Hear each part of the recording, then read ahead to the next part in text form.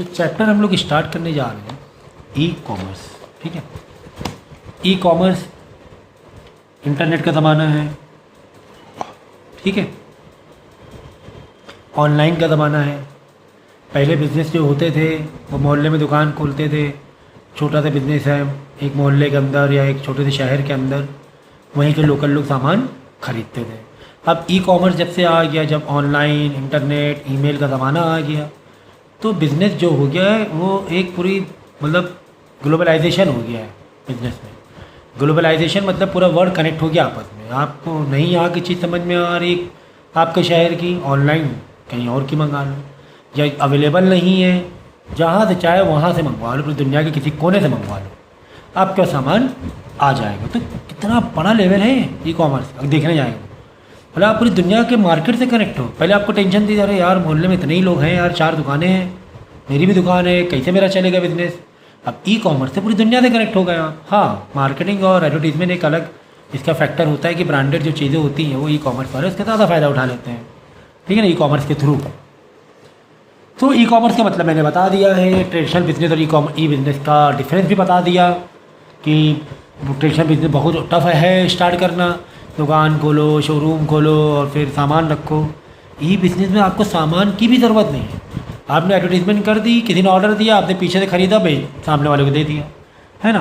तो ई बिज़नेस कितना इजी है, कितना कम कैपिटल लगता है इसमें, कितना बड़ा लेवल इसका कवर्ड है, मार्केटिंग लेवल पूरे वर्ल्ड में कहीं पर से आप सामान खरीद बेच सकते हो। तो यार ये ट्रेडिशनल बिजनेस ई बिज़नेस के ये तो डिफरेंट बिजनेस आप याद कर ही लेना। ठीक है,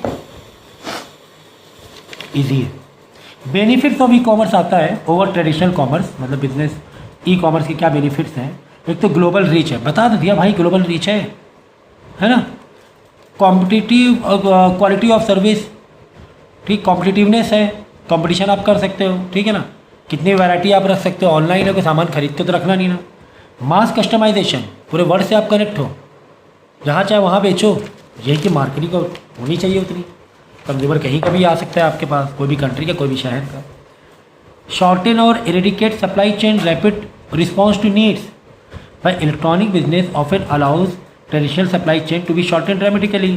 ट्रेडिशनल सप्लाई चेन का मतलब क्या होता है, पहले क्या होता था, मैन्युफैक्चरर होलसेलर को सामान देगा, होलसेलर ट्रेडर को सामान देगा, ट्रेडर रिटेलर को सामान देगा, रिटेलर तब जाके कंज्यूमर को सामान देता है। एग्जाम्पल के तौर पे अगर हम कोई दुकान में जाए, वहाँ से हम साबुन खरीद रहे हैं, उस दुकान वाले पास कोई सोप कहाँ से आया होगा, उसके वहाँ के एरिया के ट्रेडर ने या डीलर ने दिया होगा। वो डीलर के पास कहाँ से आया होगा वो सोप, होलसेलर से लिया होगा, वो शहर के होलसेलर के पास कैसे आया होगा, वो मैन्युफैक्चरिंग कंपनी से लिया होगा।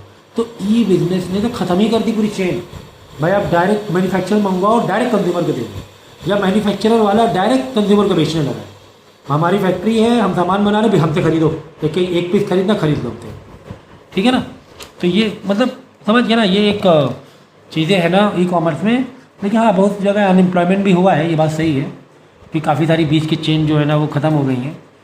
सेविंग तो बस होता ही है, क्योंकि आपको शोरूम का और ये सब का कॉस्टिंग देना नहीं है ना, गोडाउन लो, शोरूम लो, ये सब ज़रूरत नहीं है। तो ईजी है, कन्वीनियंस है, ये सारी चीज़ें मैंने बता दी है।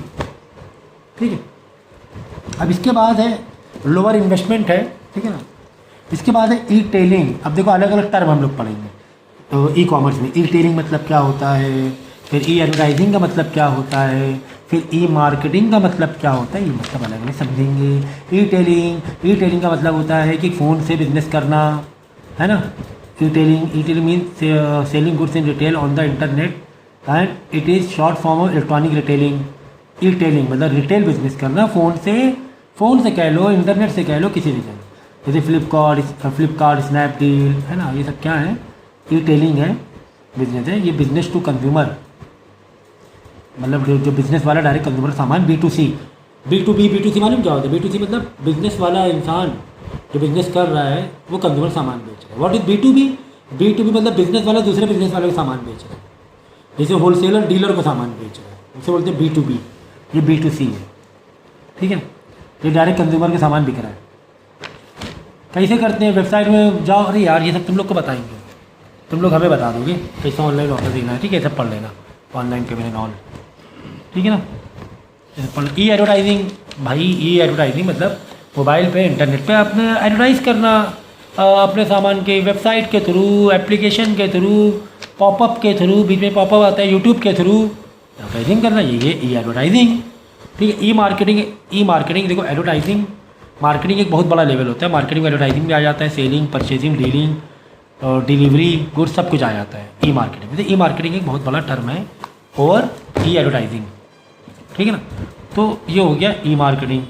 तो ई मार्केटिंग का एडवांटेज जैसे मैंने बताया, कॉस्ट सेविंग होता है। भाई आपने डाल दिया फेसबुक में या इंस्टाग्राम में अपना एडवर्टीजमेंट, तो उसके लिए थोड़ा न्यूज़पेपर और बड़े बड़े बैनर, होल्डिंग बोर्ड की ज़रूरत है, पैसे को इतनी ज़रूरत है, जो भी थोड़ा बहुत पैसा लगता है वो देना पड़ता है, ठीक है ना। तो ये चीज़ पढ़ लेना, इसके एडवांटेज पढ़ लेना, ईजी है। इसके बाद देखो ERP आता है, वेरी इंपॉर्टेंट कॉन्सेप्ट। ERP मतलब एक रिसोर्स, सारे रिसोर्सेज को कैसे इस्तेमाल करना है। जैसे सेल्स है आपके पास, प्रोडक्शन है, इन्वेंट्री मतलब स्टॉक है, इन्वेंट्री मतलब स्टॉक है, स्टॉक है, कंज्यूमर रिलेशनशिप है, ह्यूमन रिसोर्स है, ह्यूमन जहाँ पे एम्प्लॉयज़ के जो लोग डील कर रहे हैं, जो डिपार्टमेंट एम्प्लॉयज़ को वर्कर को डील करते हैं, अकाउंटिंग, फाइनेंस, परचेज। तो ये सारी चीज़ों को आपस में कैसे कनेक्ट करना है उसे बोलते हैं ERP। ठीक है, बड़ी बड़ी फैक्ट्री, बड़ी बड़ी जो कंपनी होती हैं वो एक अपना, उनका एक अपना ERP होता है, उनके बीच में आपस में अंडरस्टैंडिंग होती है, सॉफ्टवेयर होते हैं डेटा से रिलेटेड, ठीक है। तो वही मैंने बताया, ह्यूमन रिसोर्स है जहाँ पे एम्प्लॉयज़ वर्कर को हिसाब किताब रखा जाएगा, उनका रिकॉर्ड रखा जाएगा। इन्वेंट्री मॉड्यूल जहाँ पे स्टॉक का हिसाब किताब रखा जाएगा, अकाउंटिंग की जाएगी। सेल्स मॉड्यूल, सेल्स के बारे में सारी रिकॉर्डिंग होगी, ठीक है ना। परचेज मॉड्यूल, परचेज से रिलेटेड सारी रिकॉर्डिंग होगी, प्लानिंग होगी, ठीक है, एस्टिमेशन होगा, ठीक है। फाइनेंस एंड अकाउंटिंग मॉड्यूल जहाँ पे लोन लिया या दिया है, या अकाउंटिंग से रिलेटेड, खर्चों से रिलेटेड सारे स्टेटमेंट। बिजनेस में भाई ये ERP is what, overall business. अब बिजनेस में क्या क्या होता है, क्या बिजनेस सेल्स नहीं होगी, क्या बिजनेस में परचेज का रिकॉर्ड नहीं रखना है, क्या बिजनेस में स्टॉक का रिकॉर्ड नहीं रखना है, क्या प्रोडक्शन का काम धाम नहीं देखना, उसकी कॉस्टिंग नहीं देखनी है, क्या कंज्यूमर से रिलेटेड, कंज्यूमर को हमें रिलेशनशिप नहीं बनाने, मेंटेन करने, हाँ बनाने। ह्यूमन रिसोर्स है, क्या एम्प्लॉयज और वर्कर को आपको नहीं हिसाब किताब रखना है, सैलरीज एंड ऑल रखना है सर। अकाउंटिंग नहीं करोगे सर, यही तो ERP है, ओवरऑल बिजनेस है, ठीक है ना। तो ये सारी चीज़ें हो गई है। अब क्वेश्चन आंसर पढ़ना, क्वेश्चन आंसर में जो भी डाउट होंगे वो पर्सनल लेवल पे आप उससे पूछोगे, ठीक है। ये चैप्टर यार काफ़ी आप लोगों से फ्रेंडली था, इसीलिए मैंने बहुत तेज़ी से खींचा है, क्योंकि ज़्यादा बेहतर आप लोग जानते हो, आजकल इंटरनेट का ज़माना, आप लोग ज़्यादा बेहतर तरीके से समझते हो, ठीक है।